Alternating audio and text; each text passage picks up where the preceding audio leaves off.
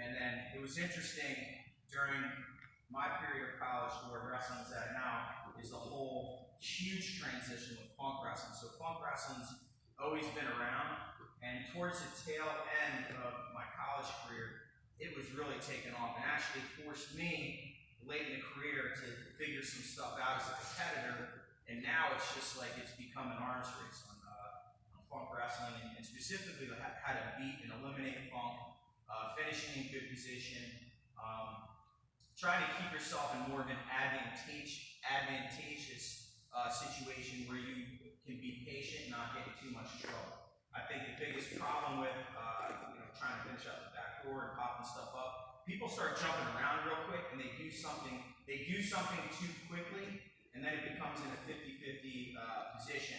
And then once you start tumbling around, pretty much anything can happen. Okay, so there's some stuff that we've been working on at Princeton, some stuff that I try to really develop because, again, popping out, I get most of my scores here. And so there's some stuff that I'm going to show you that I think can work. But also, so towards the end for the coaches, I really want you to ask some questions too. If there's certain situations you want to see, I'll definitely cover that. And then I want to see how much time we have so I can get to the crackdown series as well. It's got a little bit of crafty stuff there too. So that's where we're going to go. Typically, all right, to getting into popping out the backdoor, and I'm going to get right into actually how we beat the funk right away, or what I like to do specifically.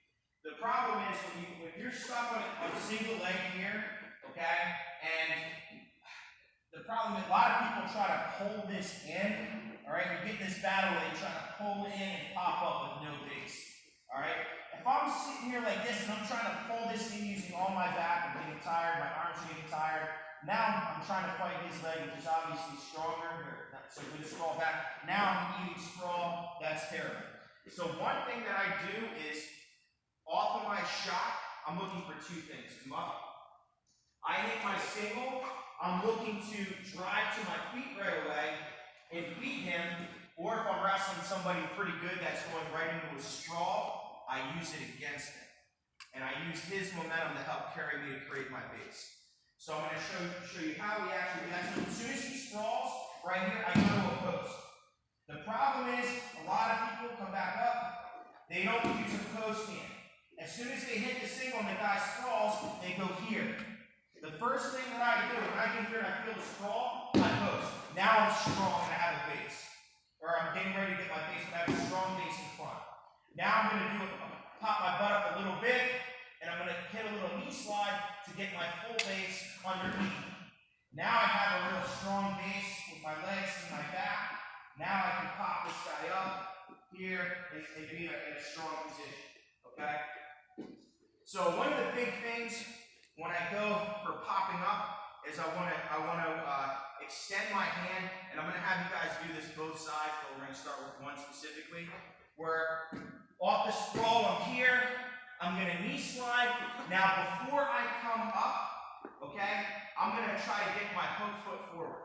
So I know a lot of coaches teach proper way, which is, when you get to this position, the finished product is when I get here, I want to get here, down to the lowest point that we call it on the ankle, and I want to try to hook it. Once I'm hooked, I'm good.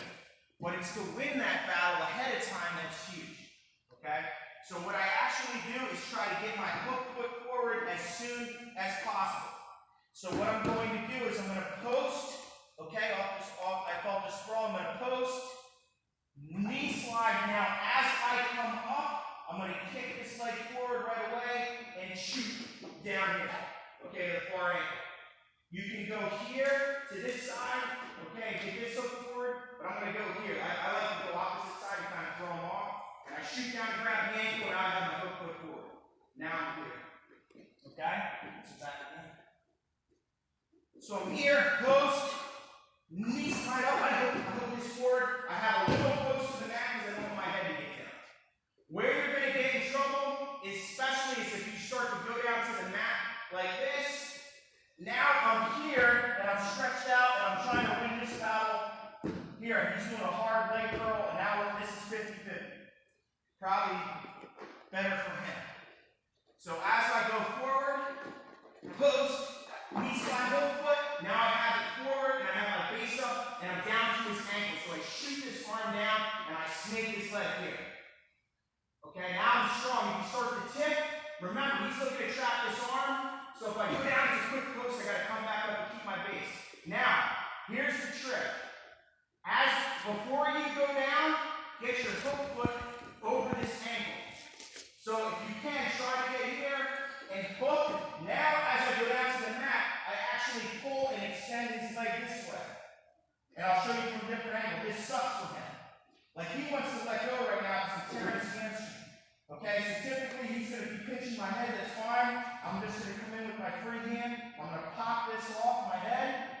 And I'm going to turn into the body, shoulder up. If I really know what I'm doing, I'm going to keep this hooked and turn my hips down. And I'm going to turn this right into a turn and elevate and come right towards his head. And I'm going to show you from this side as well. Okay? So we're here. Sprawl post. Knee slide, shoot to the other side, hook foot forward. Okay? Now I'm here. Before I go to the mat, I'm going to get at least my ankle over, hard, this way. Oh, one thing really important. Hop back up, Brant.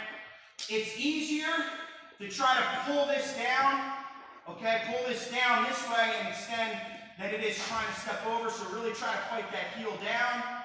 Down, I hook. Now I'm good. Now look, I'm stretching his hamstring. I'm actually turning my hips under and stretching his hamstring with my legs now. This hurts him. If he's pinching my head, no problem. I'm going to post off. I can, if I want, lock my hands and finish double, or lock to help me turn my hips under to keep this ankle trapped. I'm kind of sitting right on his ankle. Now I'm going to climb the body and elevate as soon as I can. Right in here, okay? Now, let's back it up before we go out. Where you get into trouble? If you notice on flat ankles, I'm really trying to break this down. Where you get into trouble, especially against him, I hate wrestling him. He's so hard to finish on because he's looking for everything to attack. Great scrambler, Frank Cole. Huge pain in the butt. So what I mean by that is pop, and I don't go up. Oh, you got my ankles. Big mistake. Now I'm trying to get here. Now I'm trying to fight and get that ankle. And especially if I lose my height, putting my head to the mat, this is bad. If you notice, I go flat ankles as soon as possible. So from this ankle here, post, slide flat ankle, hook foot forward, pull it down, I hook, peel it off, move into the body, turn my hips down, sit on the ankle to trap it, climbing forward to the air. Now this guy's in big trouble. I've eliminated the funk very safely. Okay? All right, let's get out there. Stride on 3. 1, 2, 3.